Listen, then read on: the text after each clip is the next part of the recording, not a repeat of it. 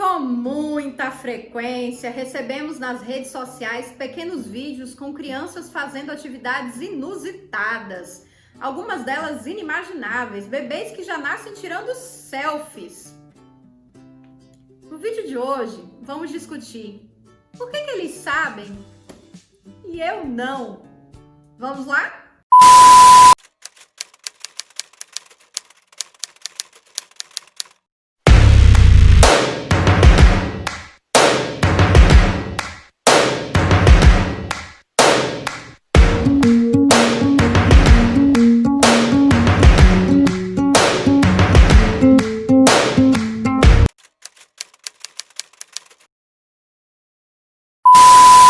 Poderíamos contar um sem número de histórias que ilustram conhecimentos que pessoas da geração dos meus pais ou da minha geração possuem profunda dificuldade para assegurar.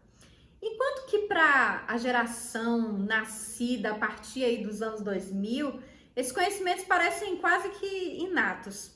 Dentre essas tantas histórias, eu escolhi uma para ilustrar esse fenômeno.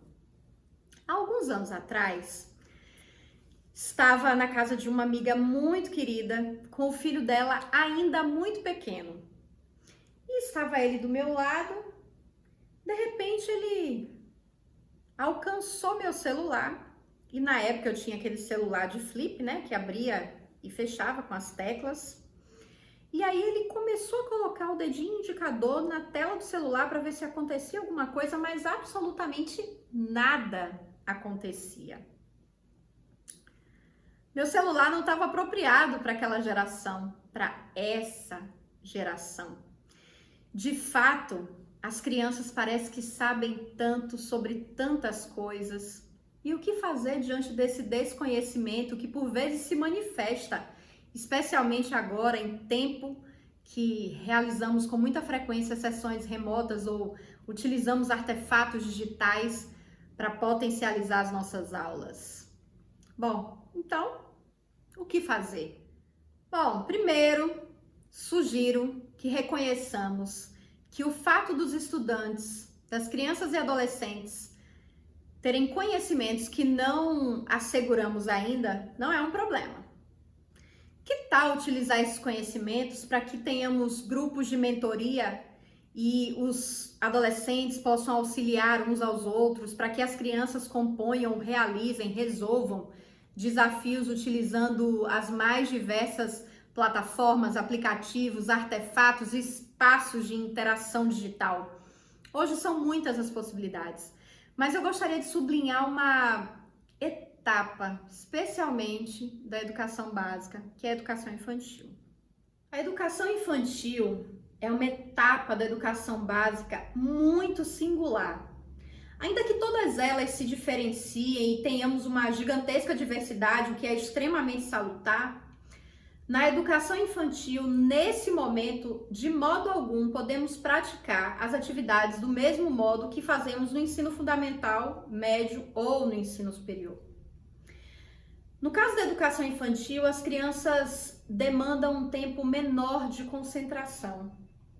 Imaginem uma criança de 2, 3 ou até 4 anos diante da tela do computador vendo a professora fazer várias coisas, quando na verdade essa criança tem acesso a jogos digitais, a uma literatura infantil digital e a uma série de artefatos e aplicativos que são muito mais interativos do que aquele momento. Então, o que fazer na educação infantil? Talvez seja essa a pergunta que muitos professores estejam se fazendo. E agora eu vou dar algumas sugestões para auxiliá-los nesse processo. Primeiro, levantem um conjunto de sites, plataformas e aplicativos que trabalhem, abordem ou facilitem a abordagem em relação a literatura infantil, jogos, que potencializem, portanto, as atividades em casa. Além disso, não nos esqueçamos que no caso da educação infantil, o atendimento às famílias nesse momento, sobretudo, é essencial. Então, por que no lugar de fazer sessões remotas, horas a fio, nós não reservamos um tempo para ouvir as famílias, para sugerir possibilidades, caminhos. Para isso, eu proponho também que as escolas se organizem de modo que sejam aplicadas pesquisas, realizem levantamentos, de modo que saibam exatamente quais são as inquietações das famílias, nesse caso da educação infantil, quanto ao processo de desenvolvimento e aprendizagem da criança nesses tempos remotos. Mais uma vez, é essencial que saibamos de fato quais são as inquietações, as preocupações das famílias. Caso contrário, nós hipotetizamos num campo que jamais irá ao encontro de fato das necessidades familiares, nesse momento que é um momento também tão peculiar. Então, separem atividades que sejam prazerosas, que possam ser realizadas com toda a família, que não demandem um tempo prolongado para a realização, que sejam diversificadas, que possibilitem a exploração de todos os sentidos, porque não nos esqueçamos, a criança, na educação infantil, aprende à medida que explora o mundo em que vive, a partir dos órgãos dos sentidos também. Então, que tal sugerir para as famílias uma série de possibilidades? Vamos tentar? Termino então falando de Mateus. Enquanto eu ainda estava presa em outra geração, Mateus já desbravava o mundo com o seu indicador na tela do celular. Permitamos, acessibilizemos esses conhecimentos e contribuamos também para que as famílias lancem mão desses recursos.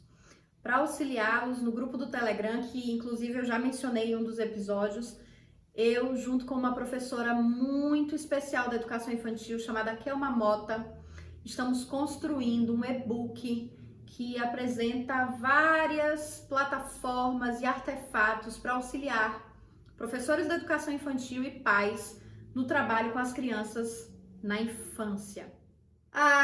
Pessoas queridas, esse é o 5º episódio da nossa série intitulada Temas Educacionais Imediatos. Se você não assistiu qualquer um dos episódios, volte, assista com o outro, recomende para aqueles que estão separados de você, mas continue participando, assistindo aquilo que acontece nesse canal, participando do grupo do Telegram para ter acesso aos materiais e às discussões que só lá acontecem. E para aqueles que já estão conosco no grupo do Telegram, aguardem o episódio exclusivo. Então, se você não está inscrito ainda, aproveita, vê a descrição e se inscreve lá no grupo do Telegram para ter acesso ao e-book que eu mencionei durante esse episódio, tá bem? Além disso, logo vocês terão acesso a outras informações e outras atividades para que realizemos juntos. Até a próxima!